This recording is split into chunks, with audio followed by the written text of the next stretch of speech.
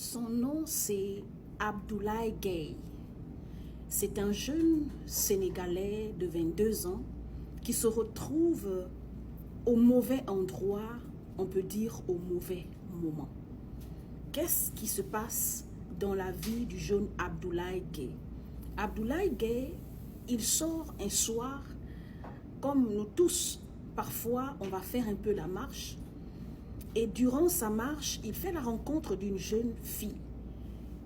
On saura que c'est une mineure jusqu'à ce que le drame qui amène le jeune Abdoulaye Gueye en prison, jusqu'à ce que le drame arrive, c'est à ce moment qu'on connaîtra l'âge de la jeune dame.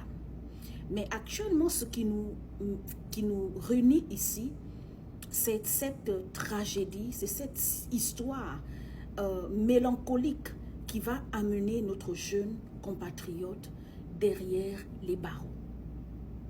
Alors l'histoire se passe en Pennsylvanie, le mois de juillet, et donc le jeune Abdoulaye va se balader. Et dans sa balade, il fait la rencontre d'une jeune dame. Et il commence à discuter avec la jeune dame, et il y a quelque chose qui matche entre eux. Et c'est comme ça que le jeune Abdoulaye, il propose à la jeune fille, bon, qu'est-ce que tu fais après ta balade et tout? La jeune fille lui dit, je n'ai rien à faire, je veux tout simplement retourner chez moi à la maison. Alors, la question qu'on peut se poser, qu'est-ce qu'une gamine, une mineure de 12 ans, elle fait à plus de 22 heures dehors en train de se balader? C'est d'abord ça la question qu'il faut poser. Maintenant, à la suite, la jeune dame accepte la proposition du jeune Abdoulaye. Abdoulaye lui propose d'aller quelque part, aller passer un peu du temps avec lui. Elle dit, il n'y a pas de problème. Sachez que ici, au niveau des États-Unis, il y a 3 types de femmes que vous allez rencontrer.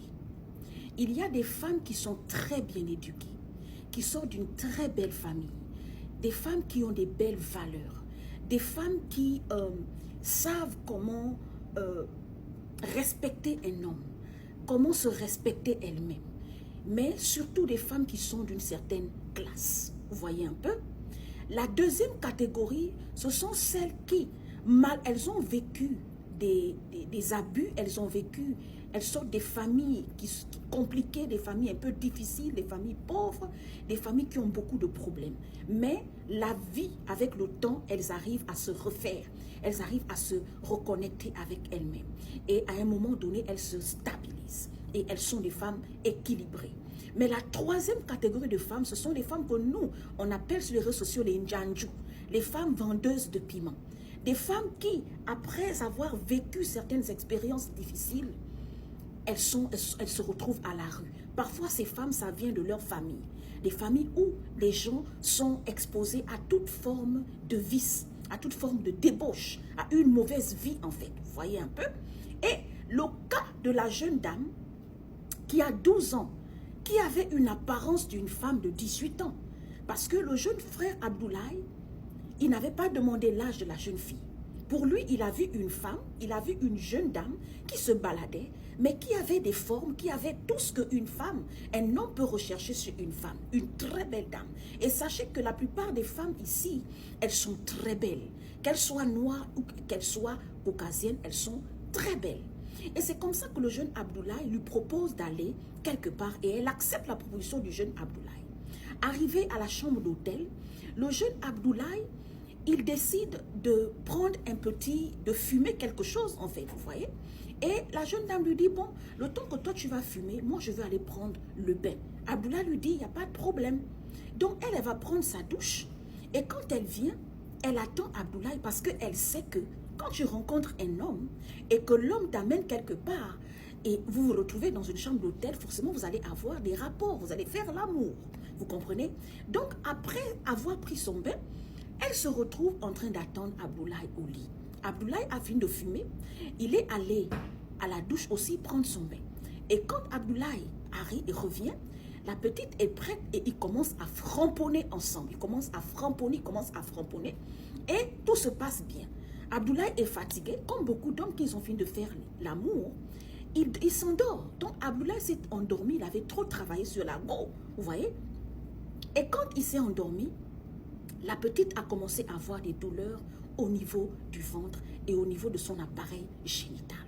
C'est comme ça, plus la douleur s'intensifiait, plus la petite a décidé d'appeler la direction, donc l'hôtel en bas, la réception, pardon. Et quand elle appelle la réception, elle demande à la réception qu'elle ne se sent pas bien. Est-ce qu'ils peuvent appeler les urgences pour qu'on vienne la chercher? Et quand les urgences arrivent, ils constatent en fait que c'est une mineure qui a à peine 12 ans. Et donc c'est à ce moment-là que Abdoulaye se réveille, il constate qu'il y a des gens autour de lui. Vous voyez un peu, il y a des personnes qui sont là pour venir l'arrêter. Il se dit, qu'est-ce qui se passe? Il dit, non, on a reçu le coup de fil de votre chérie qui nous a dit qu'elle a mal.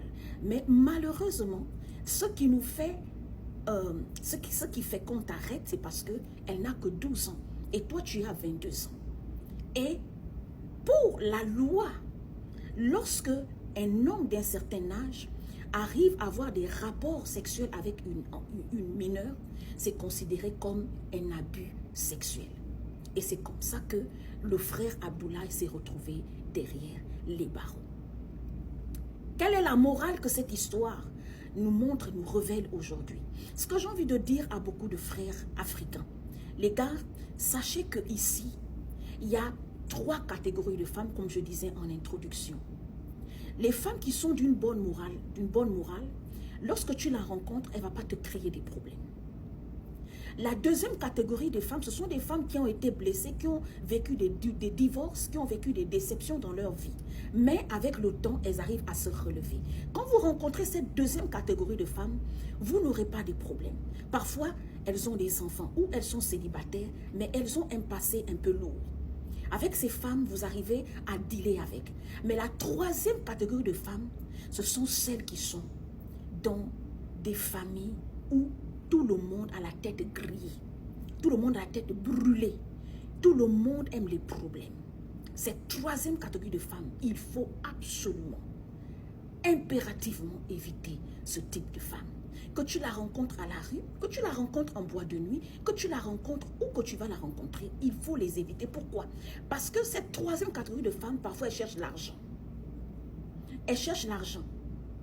Elles cherchent où quelqu'un même vient la frôler avec la voiture.